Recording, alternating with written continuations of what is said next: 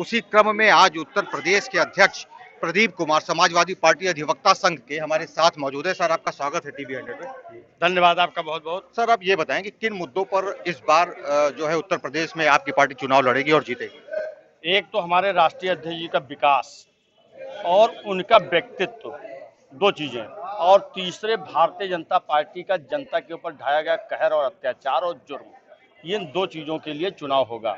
उसके जुर्म अत्याचार के खिलाफ और हमारे राष्ट्रीय अध्यक्ष के विकास और व्यक्तित्व के ऊपर। कई लोग सर ये जानना चाहते हैं कि जो आपके मुद्दे होते हैं वो बहुत जेन्युइन होते हैं, लेकिन क्या कारण था कि जो चुनाव बीता है पंचायत का चुनाव में, उसमें आपको कहीं जीत हासिल नहीं समझ में? जीत वहां तो पूरा का पूरा डीएम चुनाव लड़ रहे। प्रशासन जो है वो आरएसएस के कार्यकर्ता के तौर पे काम कर, जो एसपी, डीएम, दरोगा और एसडीएम, ये सब के सब पूरा बूथ मतलब आरएसएस के कार्यकर्ता हो गए थे। जैसे लगता था नागपुर में ट्रेनिंग देने के बाद आए हैं। इस बार आरएसएस के कार्यकर्ता कहीं दिखा नहीं उत्तराखंड पे, क्योंकि सारा का सारा जमा प्रशासन ले लिया था। वो चापलूसी में लगा हुआ था कि अच्छी अच्छी पोस्टिंग मिले, पैसा कमाने वाली जगह मिले, इसलिए कि पूरा का पूरा प्रशासन लड़ रहा था चुनाव। तो ये चुनाव हुए कहाँ? इस बार से निष्पक्ष चुनाव हुआ ही नहीं। इतना बड़ा कभी मतलब जो है जुल्म जास्ती वाला, इतना कहर ढाने वाला चुनाव कभी रहा ही नहीं। प्रदेश अध्यक्ष जी, क्या इस बार के चुनाव में अगर आपको लगता है कि आप जीत रहे हैं तो आपको इतना गठबंधन करने की जरूरत क्यों पड़ी? ये सबका गठबंधन नहीं है, ये सबका सम्मान है। जो लोग हमारे साथ आना चाहते हैं और जो हमसे जुड़ना चाहते हैं, जिनकी हमारी पार्टी में हमसे आस्था है, हमसे मोहब्बत है और हमारे साथ मिल करके काम करना चाहते हैं, उनका सम्मान है, उनका आदर। सर, आप अधिवक्ता क्षेत्र से हैं, आप खुद अधिवक्ता हैं। आपको लगता है कि आज के परिवेश में अधिवक्ताओं को सलाह लेने की जरूरत है?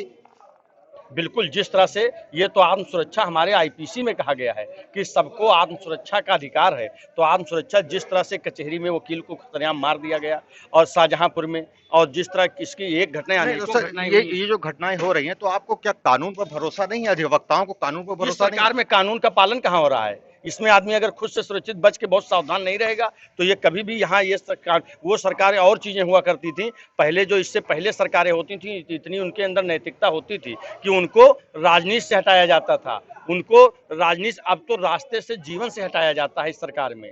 तो ये बदल गया है, बदला हुआ परिवेश है।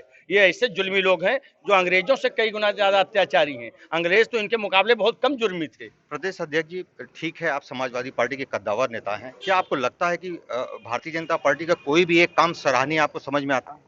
कहीं से कोई नहीं, कुछ दिखाई नहीं। कौन सा सराहनीय काम, किस पे सराहना की जाए? आप लोग तो मीडिया के जगह हैं, आपकी तो बहुत दूर तक नजर पड़ती है। आप ही कोई एक काम बताइए जो सराहना वाला काम हो। बीजेपी वाले कहते हैं कि हम तमाम रोज नए शिलान्यास और लोकार्पण कर रहे हैं और आप कहते हैं कि वो हमारा किया हुआ। ये कैसे हो पाता है? बताइए, इससे बड़ा झूठ कि मेट्रो कह दिया।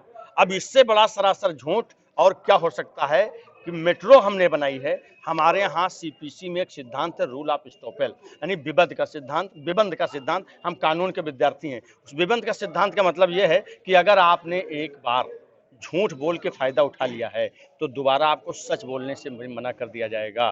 तो आगे बगैर ये कोई सच्ची बात भी जनतम कहना चाहेंगे, इतना झूठ बोल चुके हैं कि इनके अब सच पे भी कोई विश्वास करने वाला नहीं है। हालांकि बोलते हैं गलती से कहीं सच निकल जाए तो निकल जाए, ये जानबूझ के कभी सच नहीं बोलते हैं। गलती से कोई चीज सच हो जाए तो अलग बात है। सर, एक अंतिम सवाल, क्या आपको लगता है कि अगर विधानसभा चुनाव में समाजवादी पार्टी जीतती है तो अधिवक्ताओं के लिए कुछ विशेष रियायतें या कुछ अन्य घोषणा करने जाएगी? निश्चित करेगी। और अधिवक्ताओं के लिए जो भी आज तक कुछ किया इस आजाद भारत में, वो माननीय नेताजी श्री मुलायम सिंह यादव जी ने किया और उसके बाद उस पद चिन्हों पर चलते हुए माननीय अखिलेश यादव जी कर रहे हैं। और सबसे बड़ी चीज है अधिवक्ता का सम्मान। वो सम्मान नेता, एक घटना आपको मैं याद दिला दूं। एक बार जब नेताजी 96 उसमें जब मुख्यमंत्री थे सरकार में, तो उस समय मुख्यमंत्री के तो एक वकील साहब पहुंच गए, काले ड्रेस में थे। तो वहाँ के जो वहाँ मार्शल होते हैं, मार्शल ने रोक दिया, कहा कि आप यहाँ कहाँ रहे हो, आप तो दर्शक, यहाँ कैसे आपका पास बना है, आप कैसे आ गए? डांटा।